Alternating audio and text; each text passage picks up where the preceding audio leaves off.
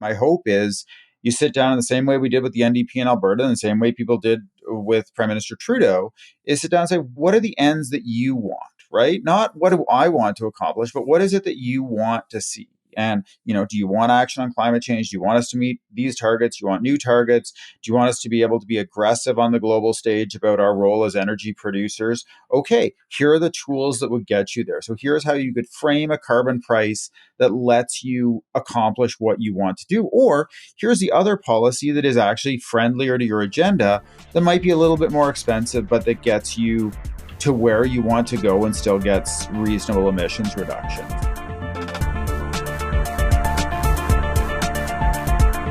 Hello, everyone, and welcome to our second episode of Season 4 of the Ecopolitics Podcast. This is a podcast for students and researchers studying environmental politics.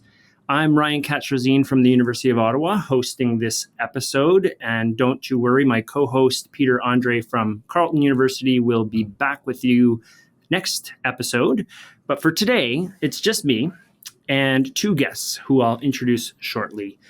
Today, we're talking about carbon pricing and specifically Canada's carbon tax, which I think it's safe to say has played a starring role in the politics of the environment and climate change here in Canada, and I would say even in Canadian politics more broadly. And we have two amazing guests to help us interpret what's going on, two of Canada's leading experts in the politics and economic theory of carbon pricing and climate policy here in Canada.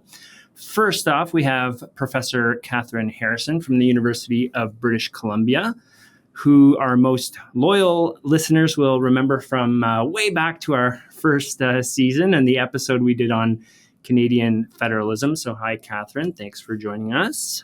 Hello, happy to be here. And also joining us is Professor Andrew Leach from the University of Alberta. Hi, Andrew. Nice to have you here as well. Thanks for having me. Cool. So let's jump in. And this can be an immensely complicated topic. The structure of Canada's carbon tax is very complicated. It's one of two main policy tools from the federal government's carbon pricing system. But this tax doesn't actually apply equally in the same way in all provinces. So, Andrew, I'm going to ask you in a moment to give us the 101 on, what exactly is the federal carbon tax? How does it work? What does it do? And then I'm going to turn over to Kathryn to give us the 101 on the current political context underlying the national debate about the carbon tax. So, Andrew, I know this is a lot to ask, but can you give us sort of the lay of the land? What is this thing, the carbon tax, exactly? Sure. So at the simplest level, it's a price on emissions. So X number of dollars per ton that's been increasing since it was first implemented in 2019. And those price per ton of emissions are converted so that they provide a price on gasoline, diesel, natural gas, propane, et cetera, that puts that dollar per ton into a dollar per liter or dollar per gigajoule unit. And then those are paid by almost all Canadians on almost all uses of greenhouse gas emissions. So let me define those two almost alls for you. The first thing is that the federal carbon price, the consumer carbon price, applies only in provinces that don't have their own regime that meets federal benchmarks. So federal price, for example, does not apply in BC. When Kathy fills up with gasoline, assuming she does occasionally, or does something else that generates greenhouse gas emissions, then she'll be paying a BC carbon tax. Whereas when I fill up in Alberta, I'll be paying the federal carbon tax. The other almost alls, it doesn't apply to all sectors. So a lot of agricultural emissions, so on-farm fuels, gasoline and diesel used in farm machinery. We've heard a lot about the heating oil exemptions. It doesn't apply to heating oil, doesn't apply to northern aviation fuels, the electricity gen. So there are some exemptions from that carbon price. And maybe the biggest exemption from it is large industrial emitters who have their own carbon pricing system that has same price, but different design mechanisms built into them. And then I guess I'd be remiss if I didn't mention that the funds go back to all Canadians in covered regions. So again, no rebate checks to BC, but other Canadians get a check based on the average household's carbon tax bill in their province with a rural urban adjuster as well. So longer than the 101 version, maybe, but I hope useful.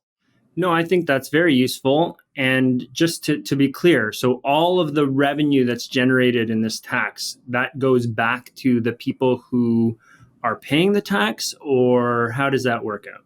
Well, almost all of the revenue is recycled directly to the province in which it's paid. So you think about there being kind of an Alberta cookie jar, for example, all of the proceeds collected in a given year in Alberta go into the cookie jar.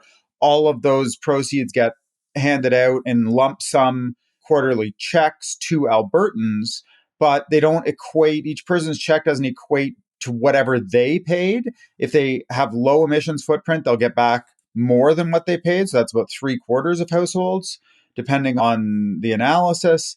And if you're a really high emitter of carbon, then you won't get back as much as you put into the cookie jar or swear jar. So I'm based in Quebec. We have our own carbon pricing mechanism, which is a little bit different. And so I don't get a rebate, which makes me a little bit jealous sometimes. But generally speaking, in the provinces where there is a rebate, are households coming out ahead, generally speaking, or are they paying more for actual use of fuels than they are in terms of the rebate? How does that work out? Generally speaking, pretty well every analysis has shown that roughly 3/4, varies a little bit depending on the techniques used, but roughly 3/4 of households in the covered provinces get back more in rebates than they pay. And that's just a function of the fact that high emitters use a lot more carbon emissions. They pay a lot more in carbon tax than the average. So the distribution is very skewed. And it tends to be skewed with income. So it tends to be more well-off people with larger cars, larger houses, second homes, more travel, more consumption that are more exposed to the carbon price. So they might pay, thousands of dollars a year in carbon price and get back a fraction of that. Whereas what tends to be lower income, in some cases, seniors, et cetera, people that don't move as much, people that don't drive as much, people that don't have as large homes, they have a lower carbon footprint, and therefore they pay less in carbon price than what they would get back in a given year. Cool. And one final quick question before I turn it over to Kathryn. Can you give us like a ballpark, if someone's going to fill up a tank of gas, how much are we talking about here in terms of what they're going to be paying for your typical, mid-sized vehicle? So the gas prices still tend to be driven in large part, and I think this is really important to remember. Most of what's driving gas and diesel prices is going to be the underlying price of oil. So a lot of the fluctuation you see at the pump, that's oil prices, et cetera. But the carbon price is playing an increasing role in that price. So on gasoline, we're currently at 17.6 cents per liter. On diesel, we're a little bit more. And that's scheduled to increase over time, assuming the policy remains in place through to 2030. So it is playing a large role in the price of gas, larger than other taxes in most jurisdictions, other than I think probably Metro Vancouver, but not the lion's share of the price by any stretch of the imagination. Cool. Okay. Thank you. Kathryn, we're currently recording this episode. It's late November 2024. And there's a whole lot of talk in the news these days about the carbon tax, and the federal Conservatives are being very vocal in calling for what they call a carbon tax election. So can you set the stage for us, what's happening on the national stage in terms of the politics of the carbon tax? Sure. So when we talk about the carbon tax and the carbon tax election, we're usually talking about that consumer carbon tax. And, Andrew mentioned that there's also a carbon price on industry. And we don't really know where the Conservatives stand on that one yet. But they have said that they would eliminate the consumer carbon tax. Officially, it's called the fuel levy, but it's the one we think of that applies to home heating, fuel, fossil gas in homes. And carbon taxes are tough politics generally. And that has been the case pretty much everywhere. The costs are visible. I mean, the word tax is in the title, so people have been reminded this is going to cost you something. And the benefits, both the benefits in terms of reducing greenhouse gas emissions, are just spread around. They're less visible. They're less palpable for individuals. And even those rebates in provinces that get the federal rebates come once every quarter and just kind of appear often with a cryptic notation in someone's bank account. So the costs are visible. It's a new policy in that in the past we have banned things that are polluting, or we've regulated polluters' emissions, and taxes have been about raising money. This one is about giving people incentives to use less fossil fuels, to switch to electric vehicles or heat pumps. And I think a lot of people are skeptical that they have any room to move. We are so used to relying on fossil fuels that I think a lot of people think there's nothing we can do about it, when in fact, all kinds of studies show that people do adapt. They adapt when they buy a new vehicle, but they also, might think twice about carpooling to their kids' hockey practice. And it feels punitive. In the past, environmental problems have been about industrial polluters, that factory with a stack or a pipe going into the river. And climate change is really different in that we're all polluters in this one. And I think people aren't used to that. They're used to thinking of environmental problems in moral terms, and that it's someone else that has caused it. And so what a carbon tax is doing is saying, you're a polluter. We need to give you incentives to reduce your emissions too. And people are resistant to that. They're skeptical that it works. They don't like the idea of paying the tax. That's all kind of in the background. And then on top of that, we layered the Canadian political system, where we have found that parties in opposition, nowadays it tends to be the parties on the right, conservative parties at the provincial level and the federal level, have made hay by rallying public opposition, by telling people, hey, those costs are really big, or ignoring or calling into question whether the rebates are real, whether they're fair. They have said this is punishing you and you haven't done anything wrong. They've said it doesn't work. And so there's been this natural inclination to be skeptical and not want to pay. And then layered on top of it, we have had political campaigns that emphasize the costs and call into question whether it works. That's been the case all along. We saw that for the first time in 2008 in British Columbia, when BC adopted Canada's first significant carbon tax. It happened when the federal government established the federal carbon pricing backstop, but it's really taken off when Pierre Poilievre assumed the leadership of the federal Conservative Party, and especially when global oil prices increased, partly in response to the COVID pandemic, but especially in response to the war in Ukraine. So as Andrew was saying, most of what we're paying at the pump is because of those global prices. Most of what's gone on is not because of the carbon tax, but at a time when people were concerned about inflation, the cost of living, the cost of energy, it allowed the opposition conservatives to say, aha, it's the carbon tax and we have the solution. We'll get rid of it. And the popularity of the Conservative Party has increased. The popularity of the carbon tax has plummeted.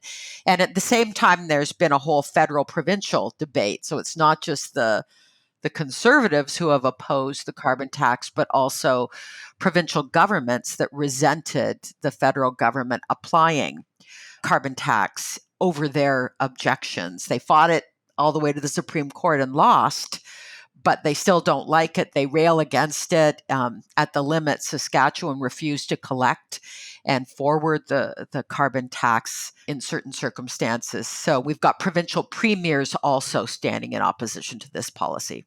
Wow. Okay. So it sounds like this is a deeply fraught policy politically, and the Conservatives are kind of banking on its general unpopularity, if we can call it that. What's the kind of leading philosophy from the reigning, Liberal Party in terms of how they're going to convince people to support this policy? Is the idea that the rebate itself is sort of sufficient to encourage people to support this policy? How do the rebates work in that? regard? Are they a useful policy tool? That's a good question. What is the federal government thinking? I think initially, for sure, providing the rebates was intended to reduce public opposition to the policy because, as Andrew said, most households really are getting more money back than they are paying. What I found in my own research is that most people don't believe that.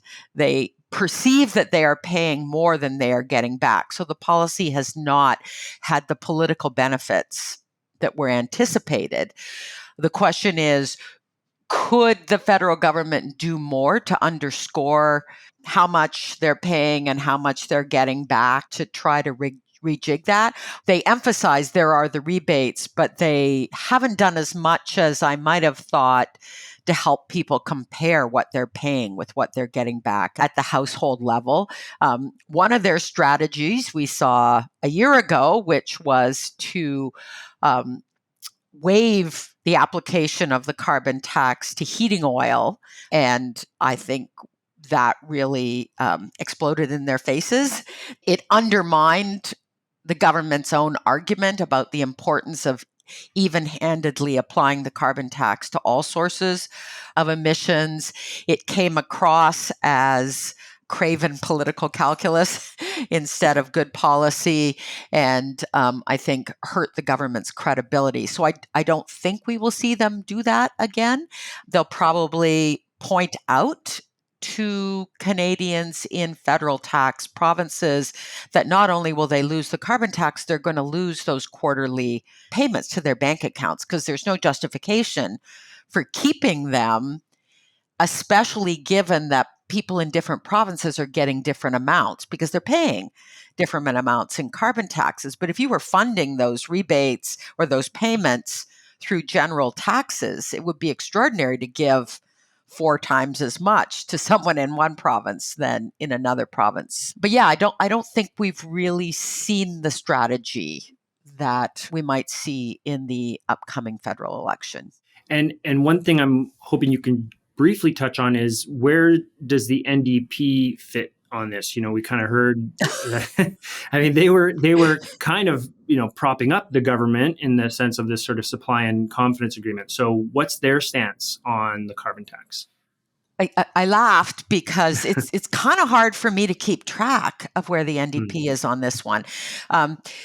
We have had 2 federal elections since the federal Liberal government adopted the federal legislation, the carbon pricing backstop, in 2019 and 2021. In both of those elections, the NDP platform kind of quietly supported the policy. They didn't propose to get rid of it, but they also, to the extent there was a political price to be paid, they were happy to have the Liberals pay it. So they just kind of quietly came along behind it. In signing a supply and confidence agreement in 2021 with the federal Liberals, the NDP were signing on to continuing that the steady increase in the carbon price.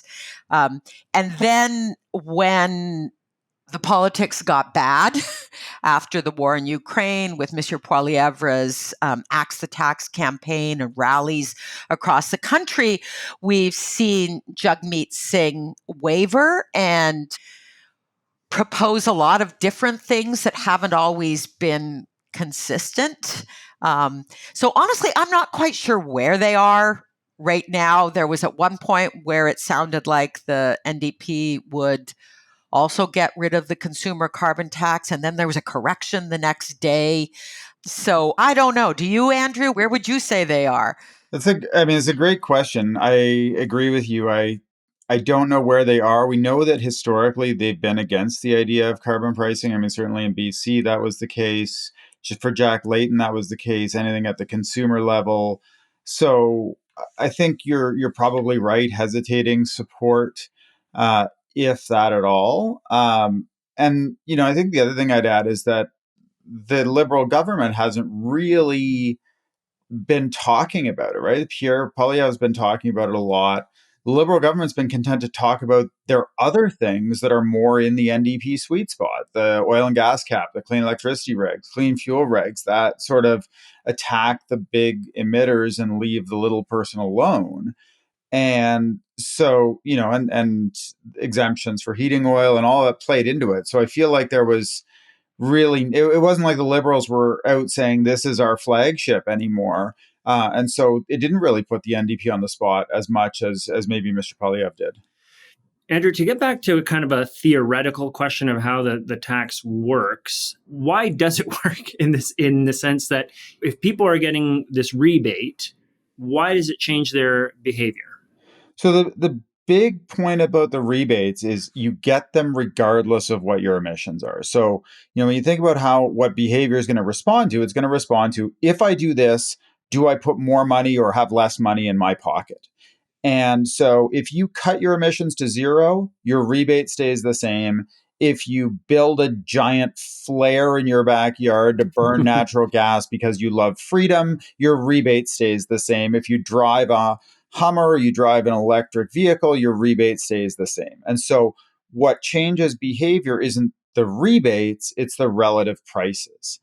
And, one of the things I like to talk about is, we see lots of examples where people will do a lot to save a little bit on gasoline. But somehow it's impossible for people to make the leap to say, yeah, people will absolutely line up at Costco for an hour to save 5 cents a liter because they really want that gasoline. But when you say, well, do you think maybe there are other people doing other things like buying different vehicles, taking the bus, riding their bicycles, walking, carpool, whatever the case may be? Oh, well, that seems impossible that anybody would do that sort of thing.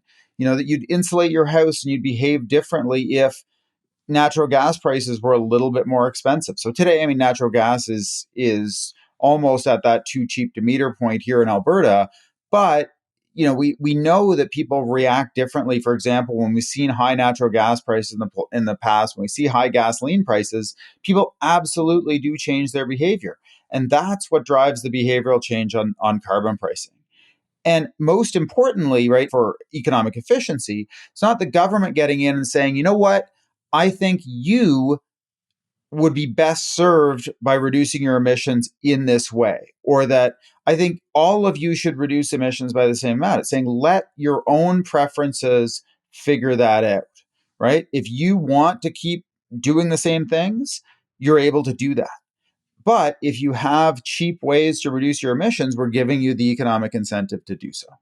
So you mentioned this, idea of it being the most efficient policy, and I've heard the carbon taxes or putting a price on carbon as being the cheapest way to reduce emissions. What does that really mean? Well, it means essentially, if you think about all of the emissions reductions opportunities in the economy, so you look at all of the opportunities to renovate houses, all of the opportunities to change vehicles, all of the opportunities to change commute patterns, and imagine you could stack them or sort them from the lowest cost to the highest cost. And the cheapest way to reduce emissions will be to do all the low cost things and do none of the high cost things. And a carbon price, let's say the carbon price is $50 a ton, and you have things that cost anywhere from essentially $0 or even negative dollars all the way up to $1,000 a ton. There's nobody that's going to do $1,000 a ton thing to save a $50 per ton tax. The tax builds in the sorting, and it says, if this costs you less than $50 a ton, you're going to be better off doing it. If it costs you more, you shouldn't do it. So that idea of doing the cheapest things is sort of built in by design. Whereas a government regulation might come to you and say, okay, for example, think about gas heating, right? None of you can use natural gas to heat your houses anymore. Really blanket regulation. That's going to affect some people for whom the costs are extremely high to convert away from natural gas. And it's going to have some people for whom the costs are cheap. And it's not going to make a distinction. If I tell you you have to drive an electric vehicle, even if you live in a far remote community, it's going to say you have to do that. And that might be a very costly thing to do if you don't drive very much and you live very far out in a rural community. Maybe you have very low emissions, but that regulation might force you to replace your vehicle with a very expensive new one. And that would be a suboptimal thing for you to do. That would be the most expensive way for you to reduce emissions. And so the carbon price gets the government out of that decision-making space, and it builds in that idea of what economists call the equimarginal principle. Do all the cheap stuff, don't do the really expensive stuff. So maybe this is a good point to turn to some of the critiques of the carbon tax. So, Kathryn, when you think about what are the most compelling criticisms of the carbon tax, what comes to mind? When you ask the question, one of the first things that comes to mind is that the criticisms that are most compelling aren't necessarily the ones that are most common. So some of the ones we hear most commonly are that the carbon tax doesn't work. That's not true. We have all kinds of studies. We've got a whole bunch of studies from British Columbia because BC adopted a carbon tax in 2008. So we've had lots of time. Economists have used all kinds of data that's available and done statistical analyses. And we know that people do respond just as they do to get the cheap gas at Costco. It's argued that it's unfair by region, or it's unfair to working families. We hear that a lot, that it's unfair to low-income families. That's also not true because we know that the money goes back to the region from which it's been collected, whether it's a provincial carbon tax or the federal one. We know that the rebates tend to be very progressive. As Andrew noted, that those with low incomes are disproportionately getting more money back than they're paying.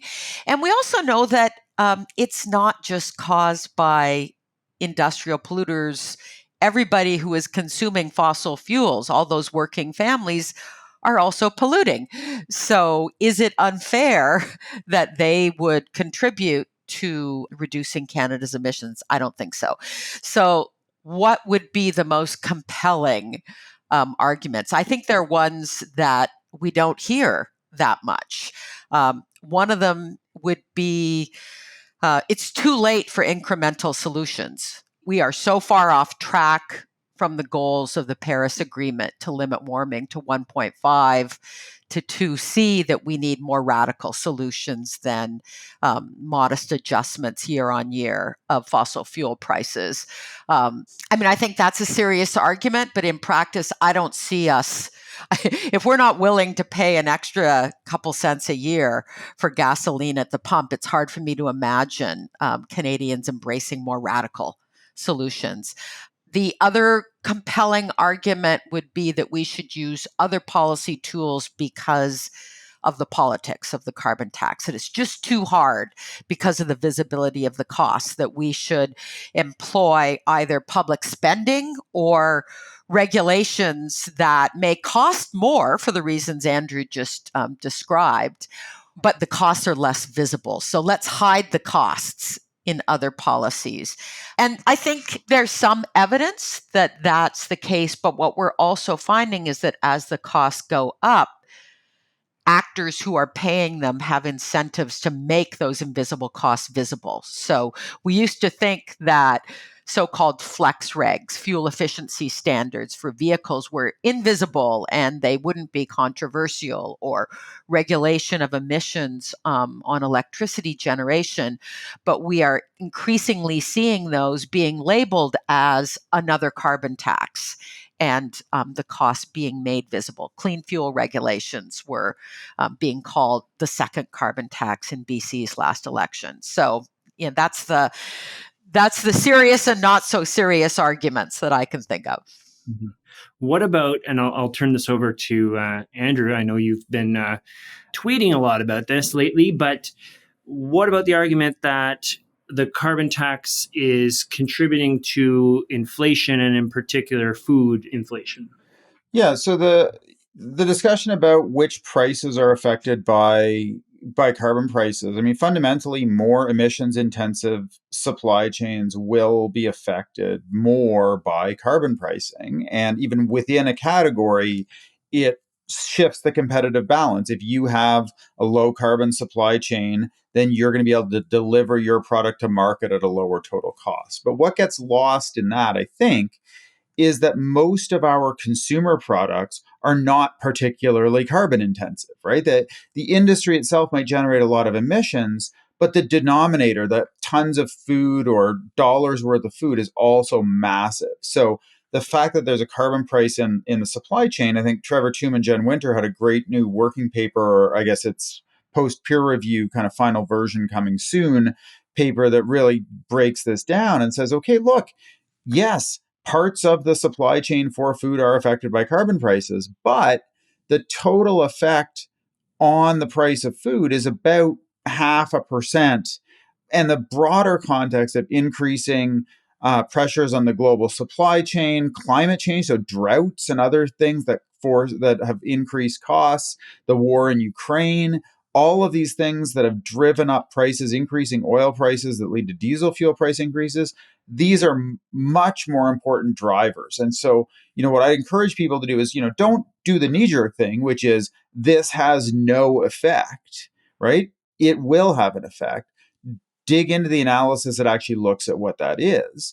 And then, look at the people who are challenging it. And you say, well, look, if the carbon price is, and I'll put in air quotes here that your listeners won't be able to see, but if the carbon price is destroying the economy and leading to this complete lack of growth and costing jobs, all this, that's deflationary, right? If you believe that it has this overall detrimental effect on the economy, the general equilibrium story there would be deflationary, not inflationary.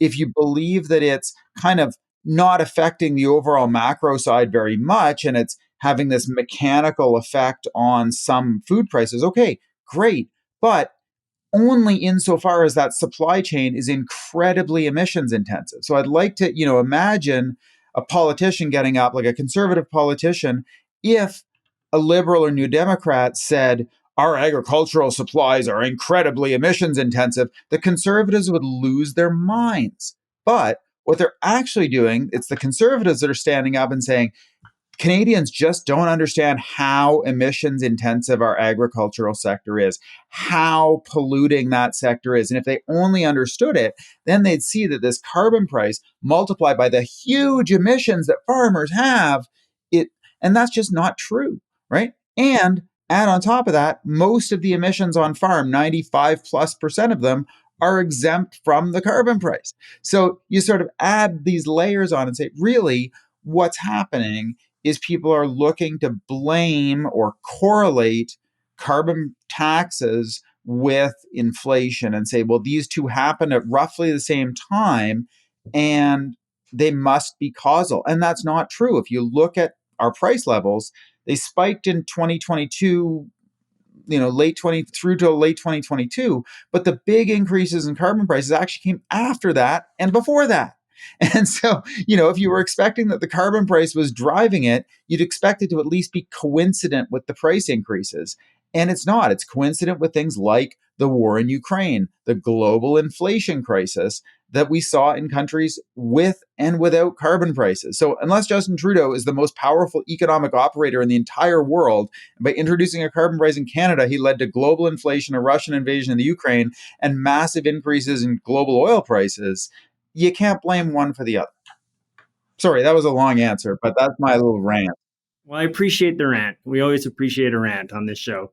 But what I'm hearing is earlier on in this discussion, we've heard that the carbon tax is relatively unpopular and it's politically fraught and may not have a long lifespan left yet for it on the political stage.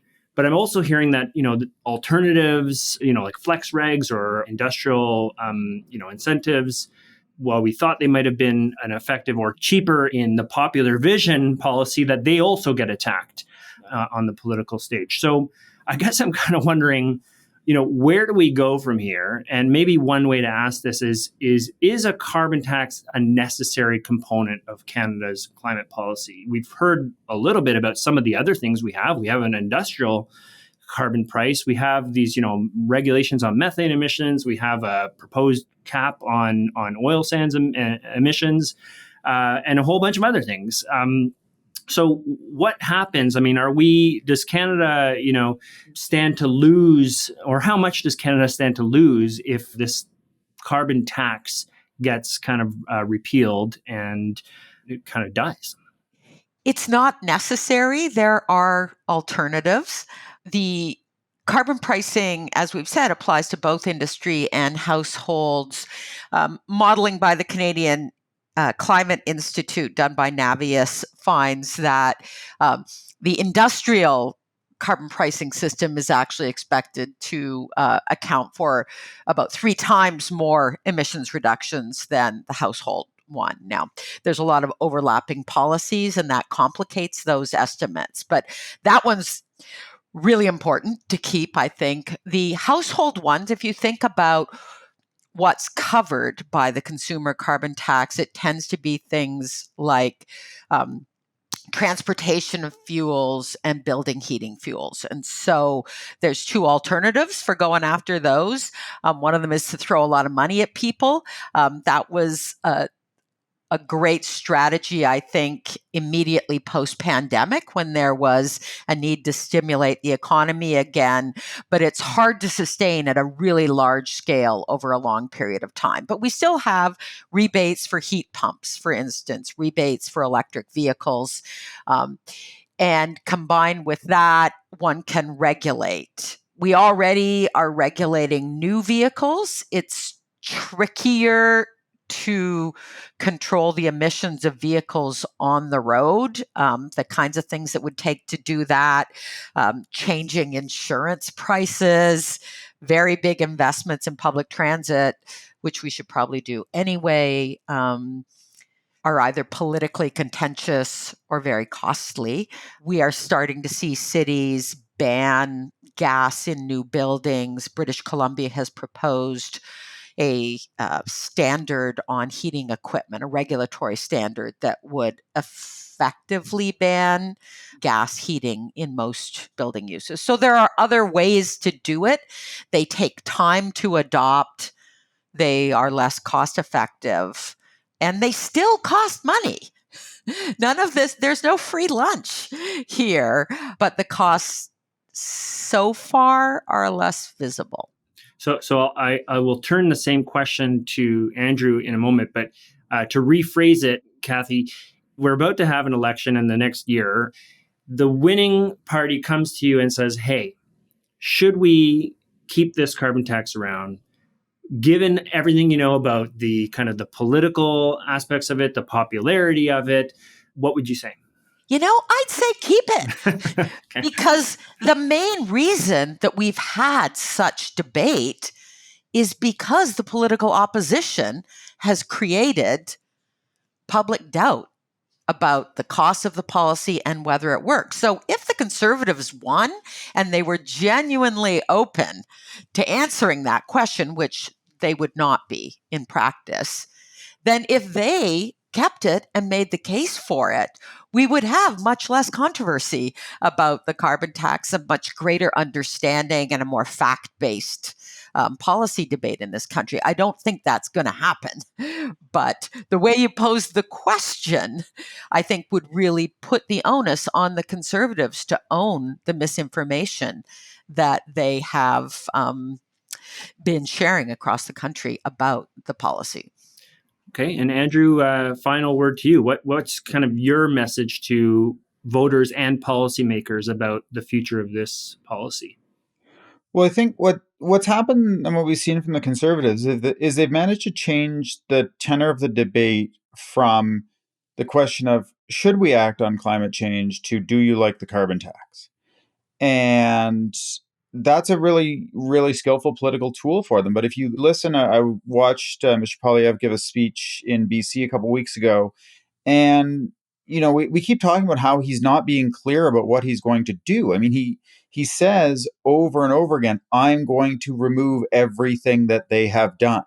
He was at Stelco, which is a large emitter, saying, under my government, you will no longer pay carbon prices. Like, he has been very clear about what he plans to do. And we're sort of over here in the sidelines saying, well, what if he did this? And what if he does, like, listen to what he's saying he's going to do.